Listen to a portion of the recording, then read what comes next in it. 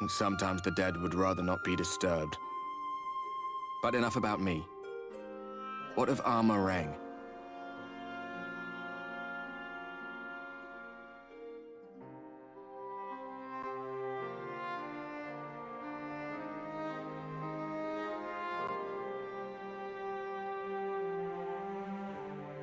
I see. Minfilia's gone, then. Which means the reason I must suffer this purgatory shall forever remain a mystery.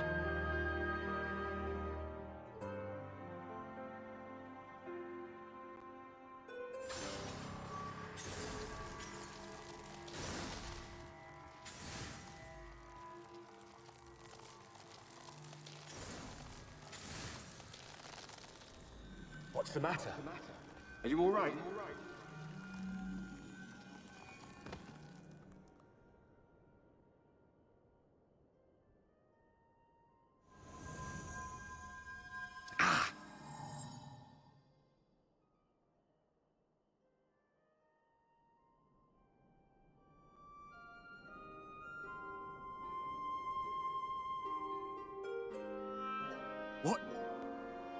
What just happened?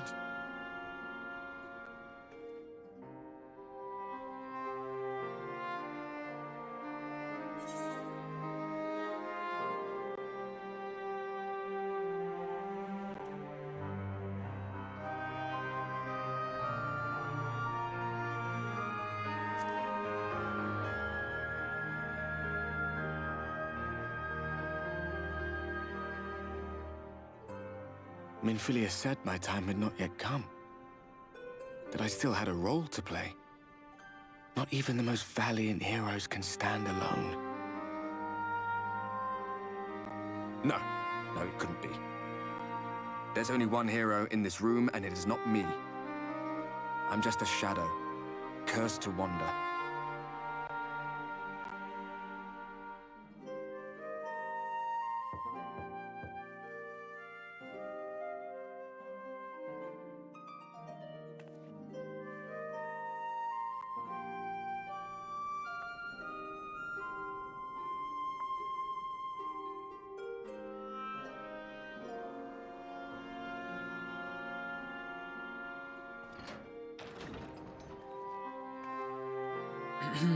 Forgive the intrusion, but Minfilia, that is, Reen, and the others were asking after you. Is everything all right?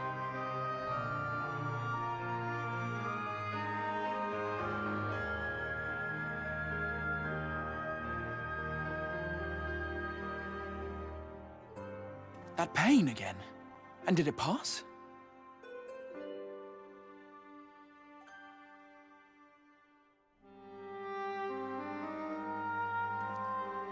Thank goodness for that. I would not wish to see you suffer.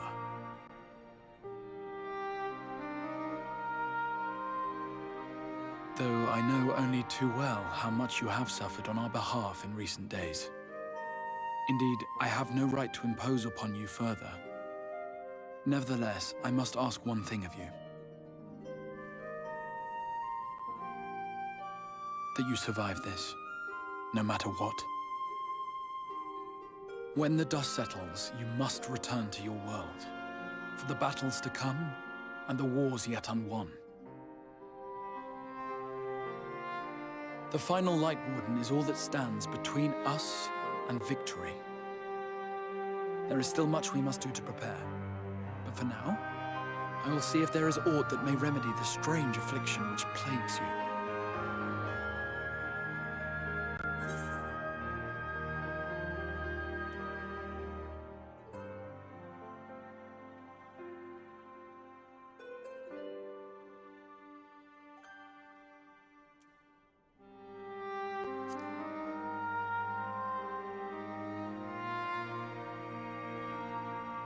Yes, I believe it will. Once the tyranny of light is ended, the people of the Crystarium will be safe, and the future that must be shall come to pass. I'll not keep you from your rest any longer. Take as much time as you like.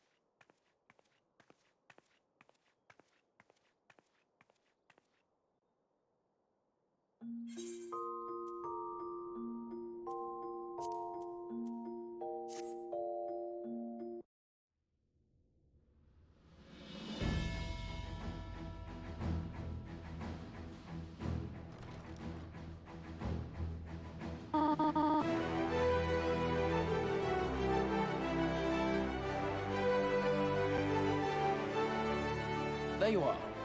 May I assume you've had your fill of rest?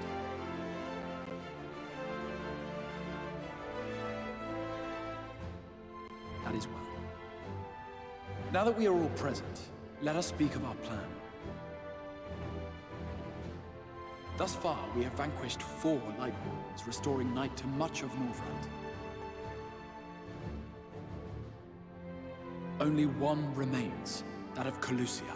And with Reen to guide us, I am certain we will find it.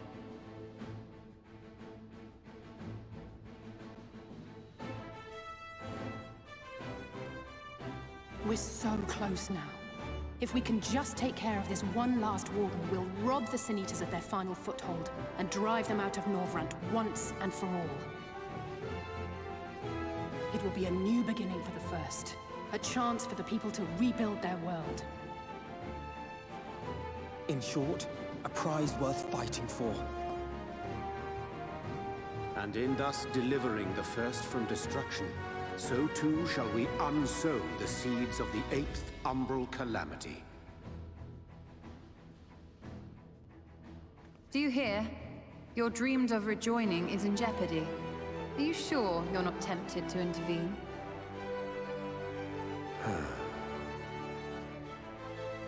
You labor under the misapprehension that vanquishing the Sin Eaters is tantamount to saving the world. It is not. In truth, you only delay the inevitable, lengthening your fleeting lives by the smallest of margins.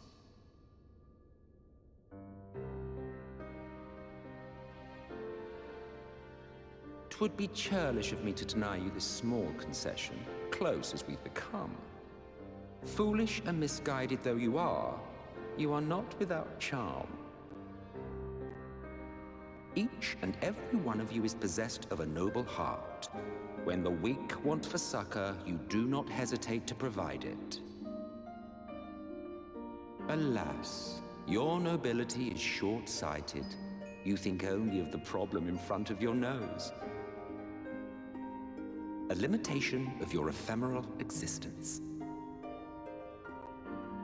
Our lives may seem short and insignificant to the likes of you, but one does not need to be an eternal being to achieve lasting change. If I may stop you there, I do not claim that we Ascians are special. That is another misconception. In the beginning, everyone lived nigh for eternity. Such was the natural order of things. But like so much else, this was taken from you.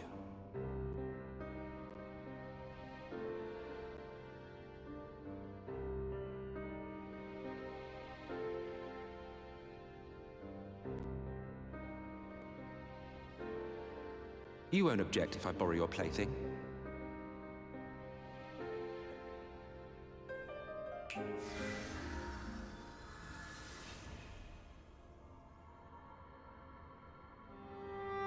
In the distant past, when the world was one and whole, a great calamity threatened all life.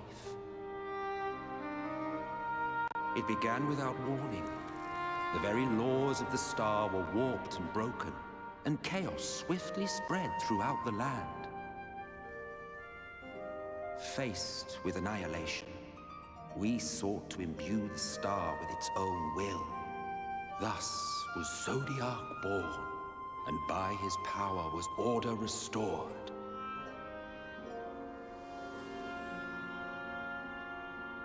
Ere long, however, thankless fools began to fear that Zodiac's might was too great, and so they conjured another to keep him in check. Your own dear Hydaelyn. And the two beings waged war until, with a single devastating blow, Hydaelyn unmade Zodiac, scattering his being across space and time. So you told us in the Katana Ravel. Yes, yes. And there began our woes, with Hydaelyn's blow and all that it wrought. As a counterbalance to Zodiac, Hydaelyn was created with the power to enervate her foe.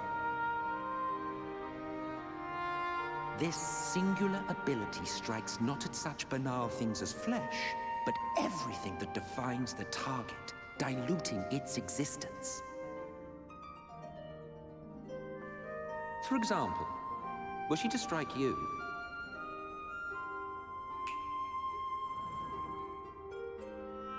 two individuals, identical in appearance yet reduced in all respects, strength, intelligence, the soul itself, all is halved.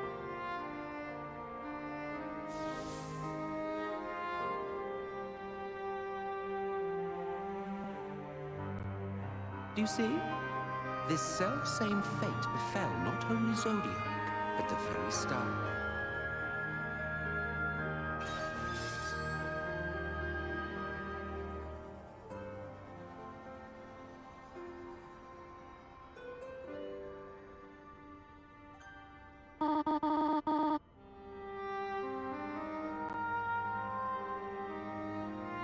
Only 3 were fortunate enough to escape the Sundering, me being one of them.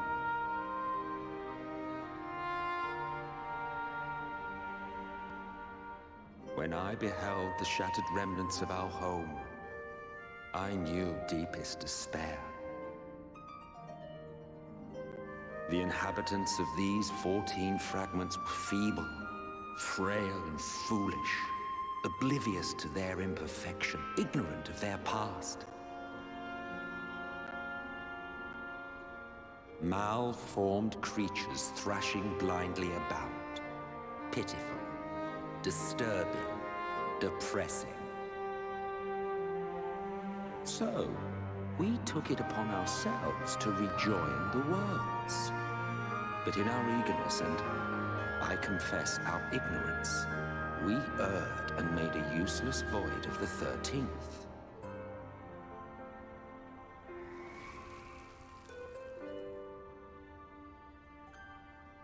It was only afterwards that we discovered a connection twixt source and shard, a flow of energy that maintains elemental balance. And thus did we arrive at our time-honored modus operandi.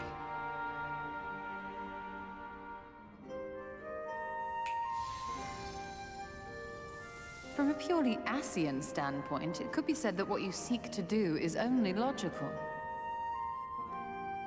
But that would be to ignore the immeasurable destruction wrought with each rejoining. You have murdered millions, and this we cannot condone. By your fragmented existence, you continue to give rise to tragedies far crueler than any calamity. But yes, moral relativism and all that. Case in point, I do not consider you to be truly alive, ergo, I will not be guilty of murder if I kill you.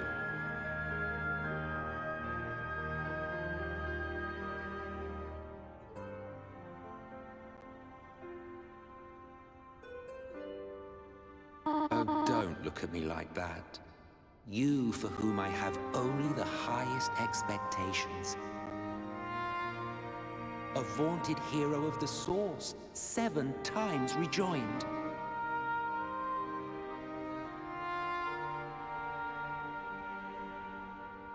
Long have I awaited one who might brave a path of lesser tragedy.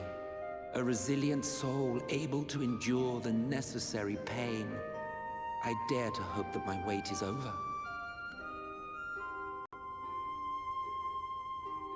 So, finish your task and slay the Light Warden. Make proof of your usefulness, and then we may speak again.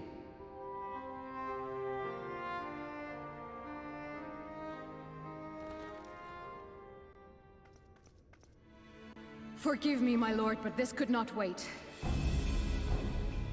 Speak freely, Captain. Our informant in Colusia sends word of unusual activity in Yulmore. It appears their forces are entrenching themselves at key points throughout the city, making ready for an attack by all indications.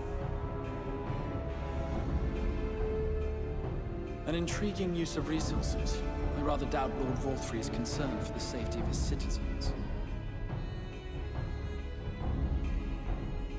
You think he's harboring the Light Warden inside the city walls?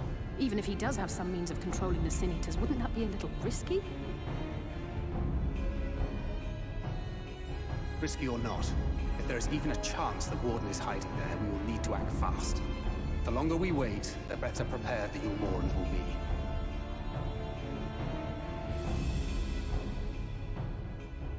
Agreed. See to your preparations then and make for Colusia. God's willing, this hunt will be the last. Let us see it through to the end.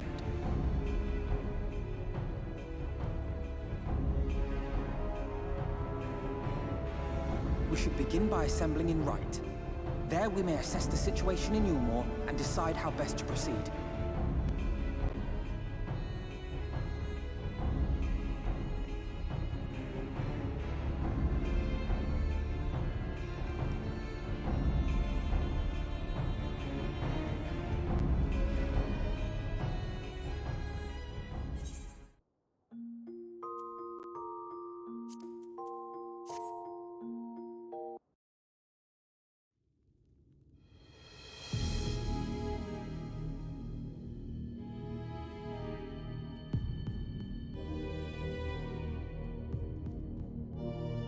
Strange. Passing strange. By their behavior, we may safely assume that they are under Vorthry's mind control. Yet the extent of the effect seemeth to vary dramatically between subjects. It is far too pronounced to be attributed simply to the vagaries of innate magical resistance.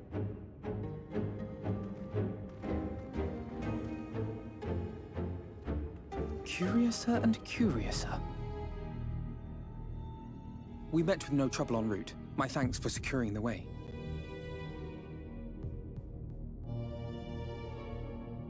But given the state of the townsfolk, I see we were never in any danger of being recognized.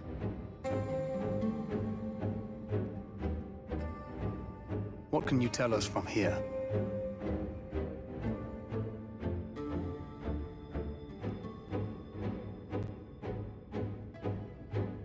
I sense a powerful eater in the uppermost reaches of the city.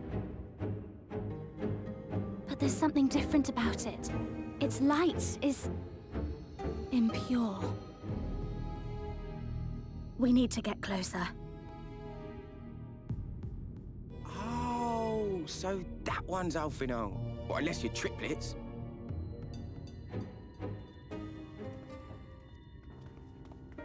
Qynoa, what are you doing here? While I was scouting the area, I noticed a suspicious figure skulking about. So I accosted him, only to have him call me Alphino. I thought it best to bring him along. You see, that informant who's been feeding secrets to the Crystarium, it's me. See, after you saved my life in Yulmore, I thought about going somewhere far away, but I couldn't just leave, not without paying you back. So I decided to stay here, keep an eye on things, And whenever I spotted something strange, I shared it with your friends. That took no small amount of courage. Well done. I assume you saw what happened here. Right, so an airship flew in a bit ago, and not long after, Vorfrey starts ranting and raving. You could hear him from all the way out here.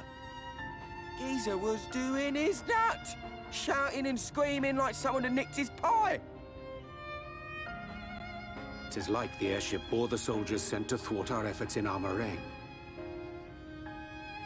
So eventually the yelling dies down, and then this hot, sticky wind comes blowing through. Now that's when everyone went funny. No, everyone but me. Well, me and a couple of newcomers, though even they started mumbling about Vorfrey after a while. Not as bad as the rest, mind you. Newcomers.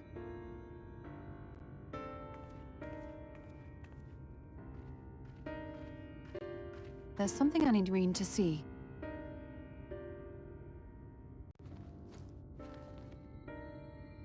This was among the townfolk's food stores. Oh, that's just meal. Yulmore doles his stuff out. No, it couldn't be.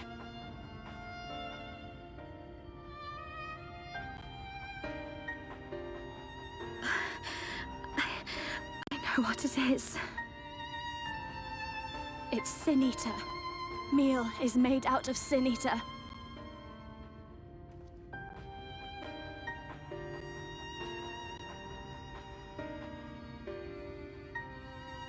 So it is. In limited quantities, it may have little effect on an average individual. Yet if one were to consume it regularly, over a period of several years, I suspect it would do far, far more than merely nourish the body. That Vorfrey wieldeth power over sin-eaters is known. Could it be that those who partake of their flesh do thereby render themselves susceptible to his influence? 'Twould serve to explain why the town's newer arrivals succumbed less quickly than those raised on a diet of meal. He's been rounding up sin-eaters and feeding them to people, altering them mouthful by mouthful, all to stop them answering back. There are desperate souls out there killing themselves to escape turning. This is unforgivable. An atrocity. These sin-eaters. What if they are not simply rounded up? Do you remember what we were told when first we came to the city? Many enter, but none leave.